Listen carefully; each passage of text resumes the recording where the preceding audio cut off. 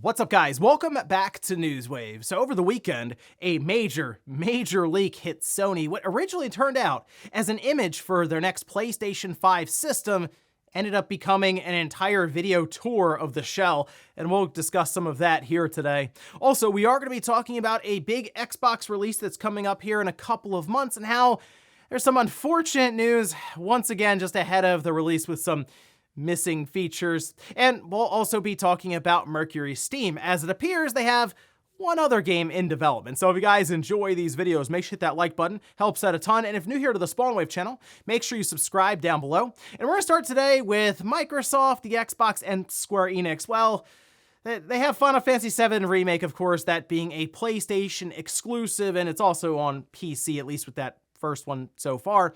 But there was something that popped up over the weekend with Xbox Brazil's social media account, as they posted an image, which you can kind of see here, with Barrett from Final Fantasy VII directly in the middle.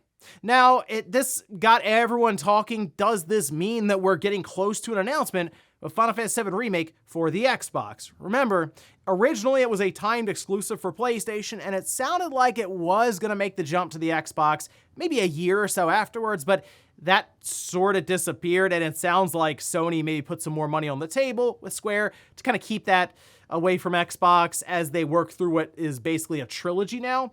Well, to my understanding, looking at that social media post with Barrett in the middle, this was for Father's Day that I believe happened over the weekend in Brazil, and most likely the social media manager just started picking up different images from Google for different fathers in gaming, and somehow Barrett ended up right in the middle, which obviously, based on the history of Final Fantasy VII, Square, and Xbox, led to a lot of speculation online. But no, I wouldn't necessarily expect a Final Fantasy VII Xbox announcement for the remake at Gamescom or at Tokyo Game Show, or probably for a while. Oh, and we also had Overwatch 2 make its way to Steam, where it was immediately met with a ton of negative reviews. I mean, just an overwhelming amount. I think there's over 100,000 reviews right now. 92% of them are negative. In fact, if you look at kind of the wall of shame for Steam, yeah, Overwatch 2 is at the top. I mean, it's wild stuff to see this, but it has a 0.96 score with over 92,000 votes. Yeah, not a great position for Overwatch 2, and what a strange situation with a sequel for a game that, while it did have its own controversies and back and forth in that community, it was a game that a lot of people really enjoyed, and just what a huge turnaround, a complete fall off here for Overwatch 2. And I don't really know how they necessarily turn around this entire thing with a game that's supposed to be around for a long time. It's a live service title, and really the sequel itself, it just never felt like Blizzard even wanted to move on from Overwatch, but they were kind of forced. It was a very strange thing, and now they've pivoted on some of the PvE stuff, so I don't really know where they go from here other than just continue to build on it and hope that someday they can get off the top spot of Wall of Shame in Steam. Oh, and as we head towards Gamescom, there's expectation that Stalker 2 could be there with a release date. We already know it will be there in some capacity to be shown off, whether it's in kind of a theater setting or playable behind closed doors, anything like that. But maybe they told us about the release date a little early, as we can see this over on Twitter. That was posted up by Andrew, who did spot that on Co-Media and PlayOn, their own website, they have it listed on their store December 1st, 2023, which could be a placeholder, but it could actually be them maybe trying to get this game in and released right at the end of 2023 with that December slot, which has worked okay for different games in the past. So I think Stalker 2, remember, it is also going into Game Pass right away, would work out well in December, provided they are ready for that launch, as there is a lot of stuff going on with that studio currently with Ukraine and Russia. But I guess we'll find out here in a couple of weeks at Gamescom what they have set up. And guys, with some of the quick news out of the way, let's get into the bigger stuff. Let's start right away with this new PlayStation 5 system that leaked all over the internet over the weekend. And I think we can officially stop calling it the PlayStation 5 Slim, because it's not really a PS5 Slim. Apparently it's a few inches shorter, but it still has kind of the same width and all of this. In fact, it's still using a very similar power supply to the current PlayStation 5, which seems to line up with the idea of it still having basically the same kind of internals. However, this sort of works into Sony's plan, which is to go down to basically a one SKU setup. Now, the video that was released does legitimately show someone holding the shell, which seems to be in a factory setting, and just kind of showing us around it while it's hollow. That was something people were wondering about, why it looked like that you could see kind of through parts of it and the front USB ports weren't necessarily lining up. It looks like just a shell that's kind of been put together without any of the internals set up. So I guess in this case, I'll show you some of the original hardware reveal trailer as I go through it, because I don't really know what Sony's gonna do this week, because this clearly looks very legitimate and looks like it wasn't supposed to get out there. But the Twitter account that was sharing this is BWE, and they also have it listed as CFI 2016 for the, I guess, just the model for the PlayStation 5. On the front, it is indeed 2 USB-C ports. There's also a button at the bottom that doesn't necessarily look like it's 2 buttons, so you'd have an eject. Kind of looks like it's just power, although that could be hard to see maybe in some of the lighting here. But on the bottom of it, there are markings and other parts that people have used to identify it, so that's something that's really showing that it's fairly legit. On the side, they do have a very large, I guess, part for the drive, like that's bulging out from the center of it. And that apparently is a secondary shell that you get if you buy the disk drive separately. Otherwise, it would have a similar shell to what you see with the PlayStation 5 Digital Edition. But this one's interesting because it is indeed split down the middle on either side, which makes me think that maybe there are 4 panels total where the top panels don't necessarily come off and you just change out the bottom ones. So maybe that means you can take one side off to get to the disk drive that would click into place, and then on the other side might be where your upgradable storage is with that NVMe. And this is what I've said kind of previously, once stuff starts going into manufacturing on these factory lines and people are putting these systems together and there are opportunities to take these pictures and videos, it's probably going to get out there, which makes me think that Sony is getting fairly close to its reveal. And honestly, it could happen any time at this point, because I kind of figured they would do it through a press release, like just on PlayStation blog, hey, here's the new PlayStation 5 system. Doesn't necessarily offer anything like groundbreaking. It's basically going to be the same system you already have, just maybe a little shorter, and it has that removable disk drive on the side. That's kind of it. I don't think they're going to upgrade the storage at all. It'll probably still stay kind of the weird 825, and I don't think there's going to be much else other than the change in inputs on the front being 2 USB-C ports, which, depending on what you use on the front for charging your controllers and stuff, you actually might not be too thrilled with, I guess.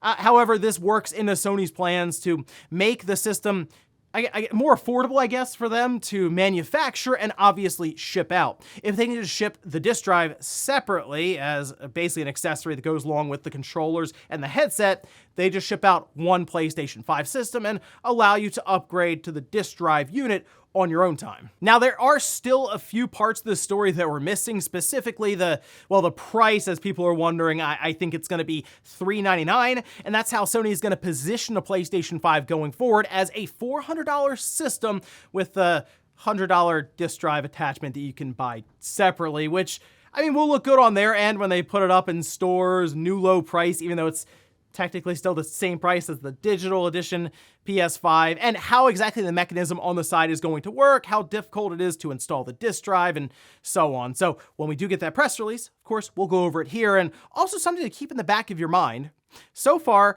Project Q has been dead on accurate from Insider Gaming, and depending on how this new PlayStation 5 revision turns out, might be dead on as well, which means we may have to take the report around that PlayStation 5 Pro little more seriously. But first, let's see exactly what we have with the detachable disk drive PS5. Something tells me we're gonna hear about it very soon. Next up, let's talk about a big Xbox release coming up in just a couple of months. Actually, a month after Starfield, we'll have the brand new Forza Motorsport release, and this one's been in development for quite a while. In fact, Forza Motorsport 7 has had enough time to be delisted in all of this. So people have been waiting quite a while for this brand new Forza title, and unfortunately, it looks like just ahead of release now, they've put out some information that isn't exactly the best for fans of the series, although I guess it will come down to what exactly you were expecting out of maybe split screen or or spectator mode or those sorts of things, because unfortunately, it looks like that will not be ready for launch. And even that's starting to lead some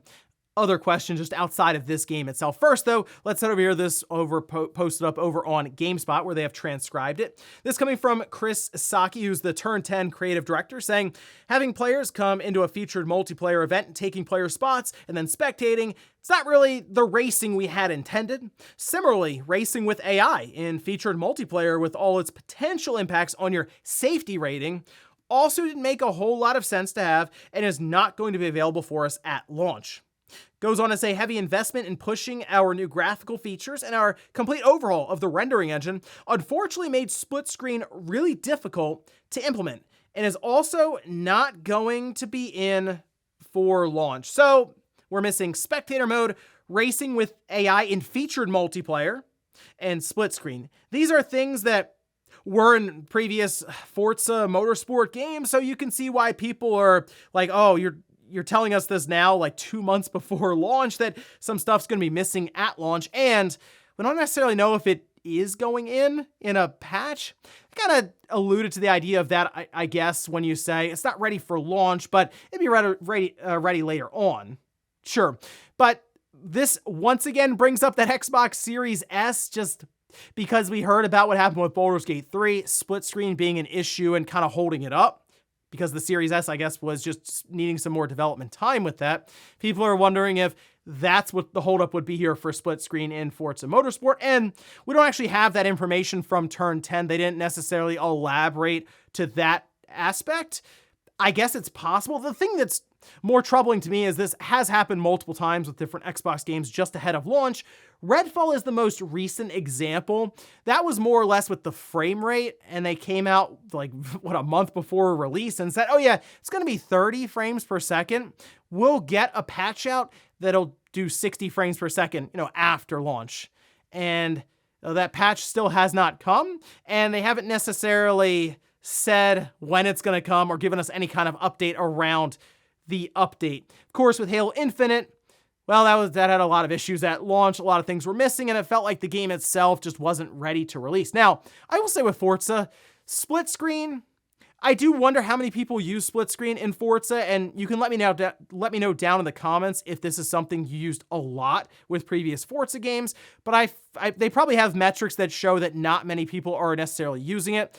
However, spectator mode, I do know that is something that it was used quite a bit in the Forza community, just looking back on some of the older entries and what people would discuss when it came to just watching races and all that. So that is one that I can see how that stings a bit. But split screen is one I'm curious about. However, either way, it's more stuff that's just missing from Xbox games as we get closer to launch when they decide to reveal it to us. Now, Forza does look like a very, very good racing game from what we've seen, and I'm expecting it to release to glowing reviews and all this, but it is basically a trend that's continued with a lot of these Xbox games. So let me know what you think about this situation with Forza, things like split screen, right, missing, and spectator mode or AI with multiplayer. Next up, let's talk about that THQ Nordic Showcase that took place actually on Friday, and there was one really big reveal that I was pretty happy to see get spotlighted, but there was also a pretty interesting one thrown in there, as well as a bunch of updates for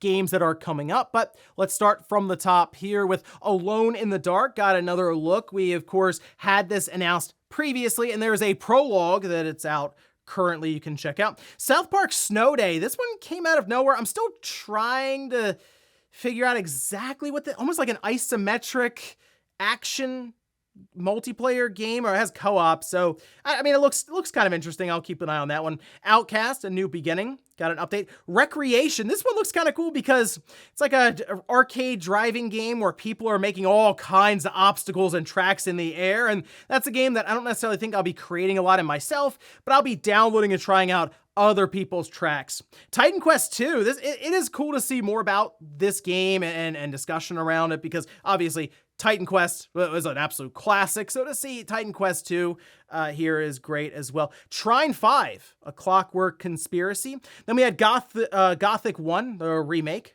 And then the one that I was really excited for while we did have Way of the Hunter DLC, TMNT The Last Ronin. Okay, so I've discussed this previously because it was sort of announced in an interview with Paramount. This, I think, could make an awesome game. The only thing I'm a little concerned about is the developer behind it. And remember, that was a big thing. Who is going to develop the Last Ronin game? Because the source material, I think, is set up beautifully for a video game.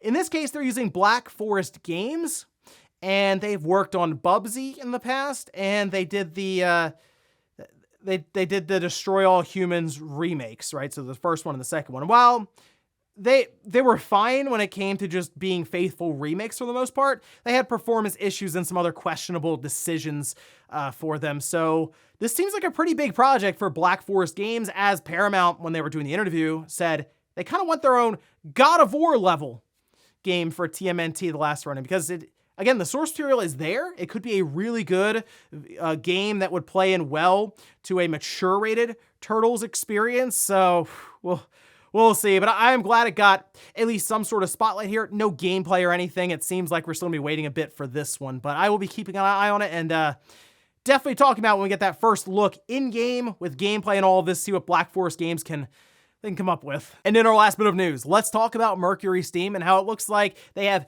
2 large undisclosed projects currently in the works. We can see this posted up over on Twitter. This is from Morrow. It says Spanish developer Mercury Steam is currently working on 2 large undisclosed titles, according to Nordic Games Financials, which owns a 40% stake in the studio. Now, we already know about one of the games because this was announced in 2021 with Mercury Steam in conjunction with 505 Games. They're going to be working on a dark fantasy third-person action RPG, and it's currently codenamed Project Iron. So we're still waiting to hear more about that game, but let's face it, we kind of figure what the other game is. It's most likely another 2D Metroid game. Metroid Dread did very well, did cross 3 million units sold, and is currently the best-selling Metroid game of all time. So obviously, Nintendo would probably want to do another 2D Metroid game, especially with Metroid Prime 4. We have to assume is coming up on a reveal and then a release probably soon thereafter. So if you have Metroid Prime 4 coming up and then maybe a year or 2 after that, you have a 2D Metroid, and then you can continue to build that franchise higher and maybe get to a position where it is selling 7 or 8 million copies. And that's what Nintendo, I think, is trying to work up here for Metroid, to kind of break through and get to that next level for Nintendo franchises, which the Switch has done wonders for. If you look at something like Kirby at Forgotten Land, absolutely crushed it and has become the best-selling Kirby game and kind of broke it open above that 5 million mark for different Kirby games of that franchise. So I'm kind of thinking that's the way Nintendo's going to treat Metroid here as it pushes along, but obviously we have to see what Metroid Prime 4 can do, because that is the big 3D Metroid experience with Retro Studios, and that's the one that I would expect to be able to break through maybe that 5 million mark. But for now, yeah, there's probably another 2D Metroid game in development. Surprise. And before we go to the comment of the day, we're going to take a look at the poll that I posted up yesterday. We're asked, did you buy Pokemon Scarlet or Violet? Okay, 39% said yes, I bought at least one of them. 61% say no, I didn't buy either. Wow, okay, so the thing I noticed with Pokemon Scarlet and Violet, and I do wonder if this maybe has to do with some of the word of mouth going around and kind of the negative perception of the titles, especially when it comes to the performance and the quality of them from a technical standpoint. The sales have kind of dropped off a bit. I mean, 800,000 copies, I think, sold in the previous quarter. Remember, in the holidays, it immediately became the best-selling Nintendo published game of all time, and Tears of the Kingdom was not able to reach those heights. And it's fallen down towards 800,000 copies in a quarter, and it kind of feels like it might have a harder time than I was expecting to pass Sword and Shield. I mean, now we have Game Freak, the Pokemon company, kind of talking about coming up with plans to figure out how to continue this cadence of release without their quality slipping even further. So a lot of things for Game Freak to work out there, and that's something we'll probably talk about either tomorrow in Newswave or maybe in a video on the second channel, we'll see. And we'll finish up with the comment of the day, as you're seeing here. This is from JK, who says, I don't think 8-player split screen is ridiculous in 2023. Back in the day, we were playing Mario Kart 4-way on TVs the size of iPads. Yeah, that we kind of were, weren't we? I mean, back then, if you were in like if your friend had like a really nice TV for the family, right, in the living room, it was like the 19-inch TV. Yeah, and even then you were splitting it up 4 ways for Mario Kart, or even better, GoldenEye, which the frame rate would drop to like 10 frames with 4 people on one screen, but we loved it. We were huddled around this TV, desperately trying to pretend like we weren't looking at the other person's screen to catch them when they went around the corner. But yeah, I guess you're right in that regard. 8-player split screen on a 65-inch, technically have a good bit more real estate than what we did back then on the old 14-inch tube TV split up between 4 people. And ladies and gentlemen, that's going to do it here for Newswave. If you enjoyed this video, guys, hit that like button. If not, hit the dislike. Leave comments down below about everything we talked about here today. Where's the PlayStation 5 unofficial reveal for its revision? What do you think of the way it looks, and are you thinking about picking one of those up after its eventual reveal? And then also, what about TMNT Last Ronin? Are you concerned that it's Black Forest Games making it? And what are your hopes for this title when we finally see gameplay, visuals, and all of this? Thanks guys for watching, and I'll see you next time.